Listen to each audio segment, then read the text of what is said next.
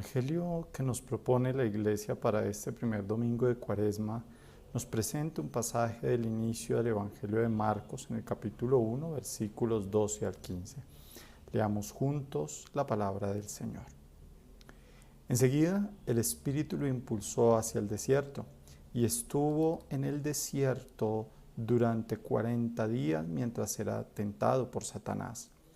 Estaba con los animales y los ángeles le servían. Después de haber sido apresado Juan, vino Jesús a Galilea predicando el Evangelio de Dios y diciendo: el tiempo se ha cumplido y el reino de Dios está al llegar. Conviértanse y crean en el Evangelio. Palabra del Señor. Gloria a ti, Señor Jesús.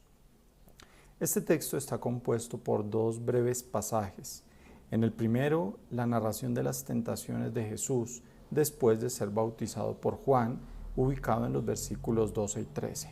Y en el segundo, un sumario en los versículos 14 y 15 que engloba lo que será la misión de Jesús en Galilea.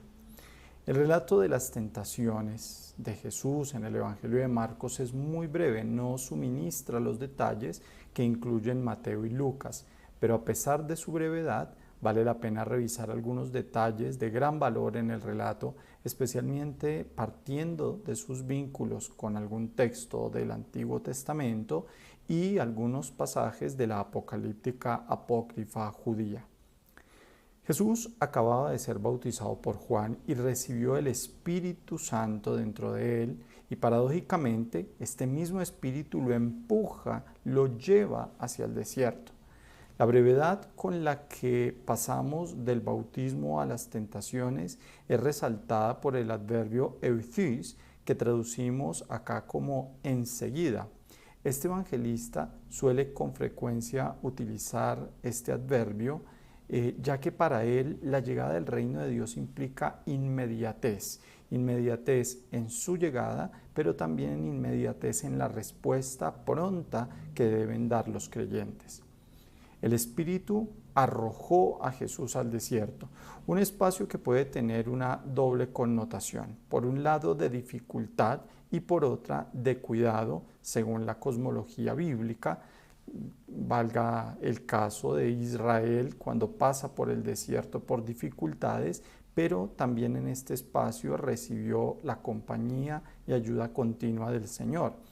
En este espacio también fue arrojado, según la literatura apocalíptica, Azazel, atado de pies y manos, un demonio que aparecerá en el libro de Enoc en el capítulo 10.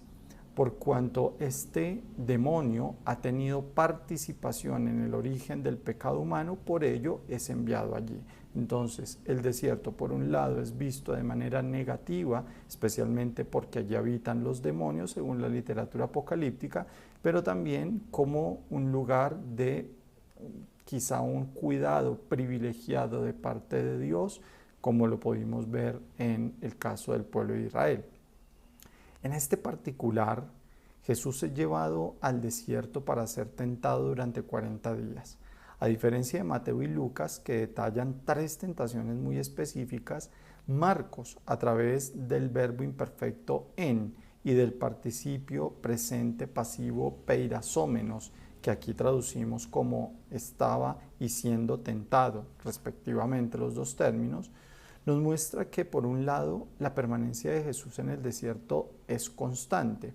Podríamos decir incluso que Marcos sugiere una vida constante de desierto para Jesús, la cual desembocará en la cruz.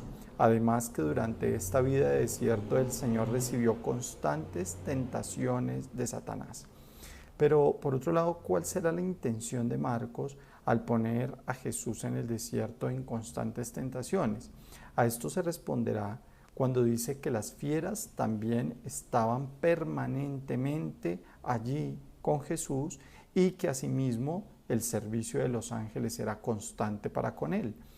En el Apocalipsis apócrifo de Moisés se nos va a decir que Adán, a causa de la desobediencia, tendrá a las fieras como enemigas y éstas huirán de él.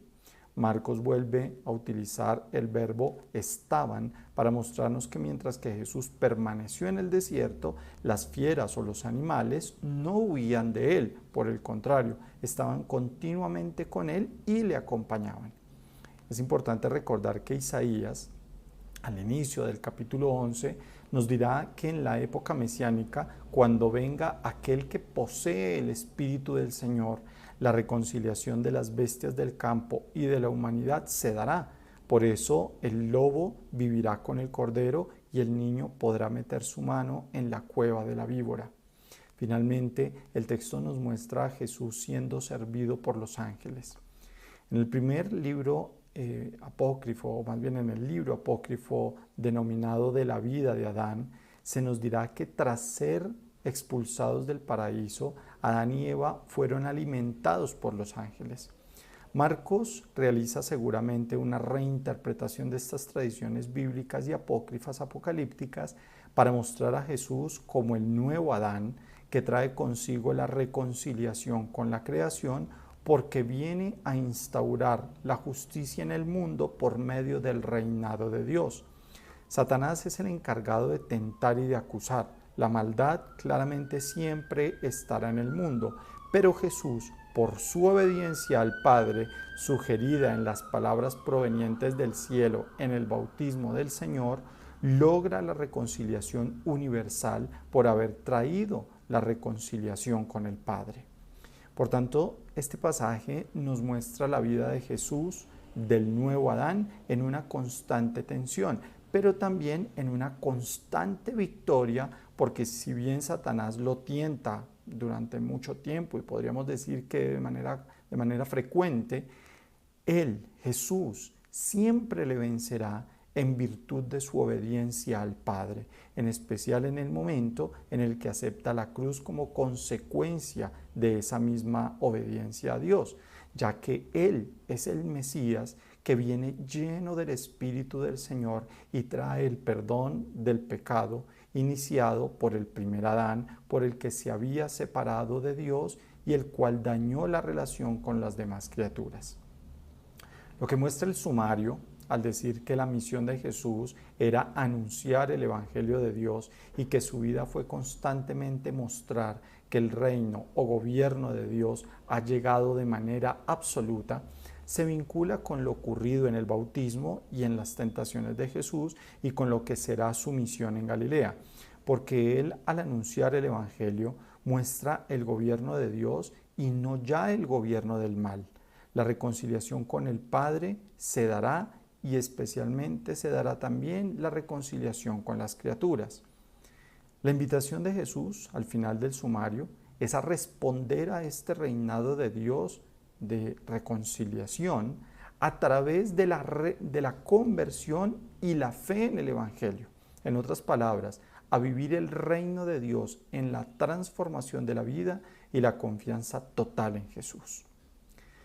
Mis hermanos, que el Evangelio de este domingo nos anime en medio del desierto de la vida, donde aparentemente el mal vence sobre el bien, pero sabiendo que Cristo, por su obediencia absoluta al Padre, hizo presente el reino de Dios, que es de reconciliación con Él y con las criaturas, y que nosotros podamos responder cada día con una conversión sincera y una confianza total en el Señor. Feliz domingo para todos. Paz y bien.